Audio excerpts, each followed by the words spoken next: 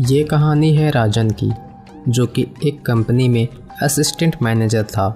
सुंदर छवि, रंग गोरा, कद काठी में किसी राजा से कम ना था। उनकी छवि इतनी सुंदर थी कि देखने वालों की निगाहें कुछ देर के लिए उनके चेहरे पर ठहर जाती थी। वह रोज़ अपने ऑफिस जाता और शाम को कभी कभी अपने दोस्तों के साथ समय बिताया करता था। राजन की अभी तक शादी नहीं हुई थी। उनके जीवन में अभी तक कोई स्त्री का आगमन नहीं हुआ था। एक दिन राजन अपना काम करके वापस घर आ रहा था। रास्ते में एक बहुत पुराना पेड़ पड़ता था, जो कि हरा भरा था। गर्मी के कारण थकान से चूर राजन कुछ देर उस पेड़ की छाया पर बैठकर आराम करने लगा। कुछ ही देर में ठंडी ठंडी हवा के कारण उनकी आंख लग गई और सपने में उन्हें एक स्त्री दिखाई दी, जिसका रूप बड़ा ही मोहिनी था। बड़ी बड़ी आंखें, सुंदर तन, जैसे कोई अप्सरा हो। उसके शरीर से भीनी भीनी सुगंध आ रही थी, जिसके ओर राजन धीरे धीरे खींचा जा रहा था। ऐसा लग रहा था कि वह सिर्फ उसके लिए ही आई थी। कुछ देर बाद राजन के दोस्त नितिन ने उसे पुकारा। राजन, क्या कर रहे हो? घर नहीं जाना क्या? आज यहीं सोने का इरादा है? एकाएक राजन की नींद टूट गई और वह घबरा कर उठा। अरे, कहाँ गई वो लड़की? कौन लड़की? सपना देखा क्या? तुम्हें अब शादी कर लेनी चाहिए। हाँ, शायद मैं सपना ही देख रहा था, पर कैसी भीनी भीनी सुगंध थी उसकी काया में। मुझे अभी भी उस सुगंध का एहसास हो रहा है। पागल हो गया है क्या? चल घर चल, यहाँ कोई लड़की नहीं है।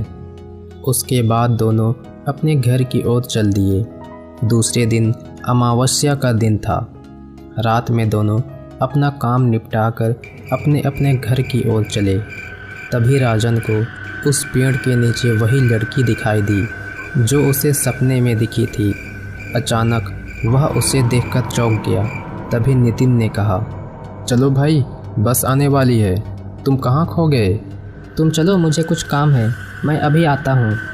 नितिन के जाते ही राजन उस पेड़ के पास गया और उस लड़की से बोला, सुनो, तुम्हारा नाम क्या है? तुम इस तरह इतनी रात को इस पेड़ के नीचे क्या कर रही हो? कहाँ रहती हो तुम? इंतज़ार। इतना कहकर वो लड़की मुस्कुराने लगी। उसकी आवाज़ इतनी मीठी थी कि राजन उसकी ओर एकटक देखता ही रह गया। उसका रूप राजन को बेचैन कर रहा था। इतने में ही उस लड़की ने राजन का हाथ पकड़कर अपनी ओर खींचा और पास में बैठा लिया। राजन जैसे कि उसकी हाथों की कठपुतली बन गया था। उसका शरीर उस लड़की के छूने की वजह से सुन्न हो चुका था। फिर वो लड़की बोली, मेरा नाम मोहिनी है और मैं अनाथ हूँ। इतना कहकर वो लड़की राजन की ओर बड़े आशा की दृष्टि से देखने लगी। तभी राजन ने कहा, तुम यहाँ क्या कर रही हो और अब तक कहाँ रहती थी तुम? नहीं, ये सब जानकर क्या करोगे? बस मैं एक अनाथालय में रहा करती थी, लेकिन जो अनाथालय चलाता है उसके मालिक की दृष्टि मुझ पर पड़ गई और वो मेरे साथ ज़बरदस्ती करना चाहता था। जैसे तैसे उससे अपने आप को बचाकर भागी हूँ। इतना कहकर वो फूट फूट कर रोने लगी और राजन के कंधे पर सर रख दी। राजन उसे एकटक बस देखता जा रहा था। जैसे ही दिन निकलने की शुरुआत हुई, वह गायब हो गई। सुबह सुबह शोर से राजन की आंखें खुली और पास में खड़ा व्यक्ति उससे कहा, क्या बाबूजी, आज यहीं सो गए? घर नहीं गए? राजन उठकर अपने घर की ओर चल दिया और जल्दी जल्दी नहा धोकर अपने ऑफिस पहुंच गया। राजन का मन आज काम में नहीं लगा। उसकी आंखों में तो मोहिनी की छवि घूम रही थी और कानों में उसकी आवाज़। शाम के समय जब वह अपने घर की ओर जा रहा था, तब उसे उस पेड़ के नीचे वही लड़की खड़ी दिखाई दी। राजन जल्दी जल्दी उसकी तरफ बढ़ गया।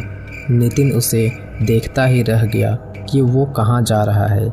राजन ने उस लड़की से पूछा, तुम कहाँ चली गई थी मोहिनी, मुझे छोड़कर? घर की तलाश में भटक रही हूँ। मुझे कुछ काम और रहने के लिए घर मिल जाए। तुम बुरा ना मानो तो मेरे साथ मेरे घर चलो।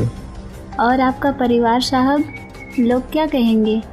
मैं अकेला रहता हूँ और उन लोगों से तुम्हें डरने की ज़रूरत नहीं है। ठीक है, मैं आपके साथ चलने के लिए तैयार हूँ, लेकिन मेरी एक शर्त है। आप कभी किसी को नहीं बताएंगे कि आपके साथ मैं रहती हूँ। साथ ही मुझे किसी से मिलवाने नहीं लाएंगे। बस तभी मैं आपके साथ रहूँगी। राजन ने मोहिनी की शर्त को स्वीकार कर लिया। मोहिनी राजन के साथ चल दी। राजन मोहिनी का साथ पाकर बहुत खुश था। घर जाकर मोहिनी ने सारा काम संभाल लिया। राजन के लिए स्वादिष्ट भोजन तैयार करना और घर की साफ़ सफाई करना। और जब रात होती तो मोहिनी बड़े ही सुंदर दिखाई देती। राजन जब ऑफिस से घर आया तो मोहिनी सज धज कर उसका इंतज़ार कर रही थी। राजन ने जब उसकी सुंदरता को देखा तो वो अपने आप को रोक नहीं पाया। उसके बाद वह मोहिनी को छूने के लिए बेचैन हो उठा। राजन मोहिनी के पास आया और बोला, मैं तुम्हें प्यार करना चाहता हूँ। मोहिनी ने स्वीकार करते हुए कहा, मैं तो कब से तैयार हूँ, आप ही करीब नहीं आते।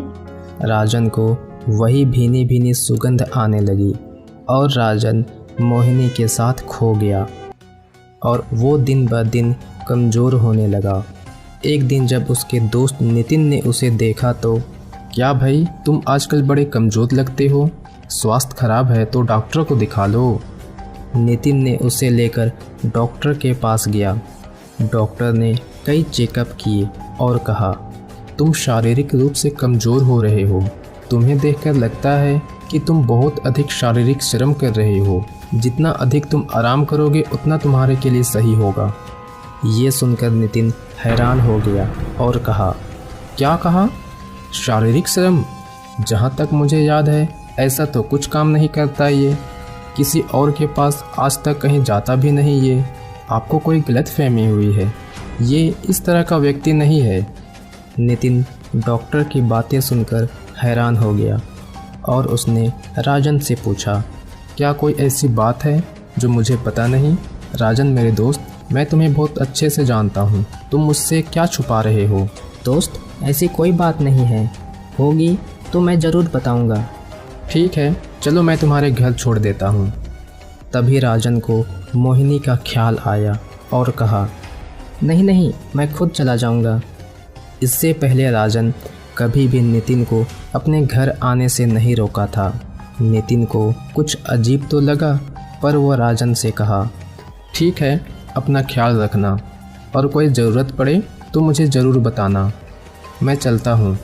राजन रात को घर पहुँचा और इधर मोहिनी उसका उसी तरह आज भी इंतज़ार कर रही थी जैसा वह हर रोज़ करती थी। तभी मोहिनी ने राजन से कहा, आज देर कर दी, कहाँ निकल गए थे? मेरा स्वास्थ्य ठीक नहीं है तो मुझे मेरा दोस्त डॉक्टर के पास ले गया था और पता है, डॉक्टर ने कहा कि मैं आजकल कुछ ज़्यादा ही कमज़ोर हो रहा हूँ, इसलिए मुझे सिर्फ आराम करना चाहिए। तुम्हें कुछ नहीं हुआ है? तभी मोहिनी एकाएक राजन से बोल उठी, तुमने मेरे बारे में डॉक्टर को कुछ बताया तो नहीं ना? नहीं, मैंने कुछ नहीं बताया। लेकिन मोहिनी, कब तक ऐसा चलेगा? मैं सोच रहा हूँ कि मेरे माता पिता को बुलाकर तुम्हें मिलवा दो ताकि वो तुम्हें देख ले और पसंद कर ले। यह सुनकर मोहिनी घबरा गई और कह उठे, नहीं नहीं, मुझे किसी से नहीं मिलना। मेरी शर्त याद है ना? पर क्यों मोहिनी, तुम्हें तो खुश होना चाहिए। हमें विवाह की क्या ज़रूरत? हम तो बिना विवाह के ही वैसे ही जी रहे हैं जैसे विवाह के बाद जिया जाता है। राजन, तुम मेरे बारे में किसी को नहीं बताओगे। चलो अब भोजन करो, इसके बाद मैं तुम्हें जी भर के प्यार करना चाहती हूँ। नहीं मोहिनी, आज नहीं। डॉक्टर ने मुझे आराम करने की सलाह दी है। पर मोहिनी कामातुर निगाहों से राजन की ओर देखती रही और राजन इतना कहकर दूसरे कमरे में जाकर सो गया और सोचने लगा कि मोहिनी ने शादी के लिए मना क्यों किया। यह सोचते सोचते राजन की नींद लग गई। अचानक वो रात में जग कर चौंक गया मोहिनी, तुम यहाँ कैसे? और ये दरवाज़ा कैसे खोला तुमने? तो दोस्तों, मोहिनी बिना दरवाज़ा खोले राजन के कमरे में कैसे आई और मोहिनी ने शादी के लिए मना क्यों किया? क्यों मोहिनी सबसे छुप रही थी? क्या है राज मोहिनी का? आखिर क्या वजह है इसकी? ये सब जानने के लिए प्यासी यक्षिणी का अगला और अंतिम भाग जरूर देखें।